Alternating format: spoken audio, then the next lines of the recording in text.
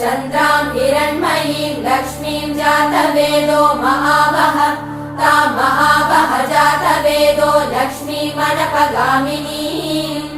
यस्यां हिरण्यं विन्देयं गामश्वं पुरुषानहम्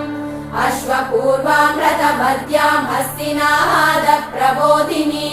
श्रियं देवीमुपह्वये श्रीर्महादेवीर्जुषताम् तां सोऽस्मितां हिरण्यप्राकारां मात्रां ज्वलन्तीं तृप्तां तर्पयन्तीं पद्मे स्थितां पद्मवर्णां तामिहोपह्वये श्रियम् चन्द्रां प्रभासां यशसा ज्वलन्तीं श्रियं लोके देवचुष्टामुदारां तां पद्मिनीमीं शरणमहं प्रपद्ये लक्ष्मीर्मे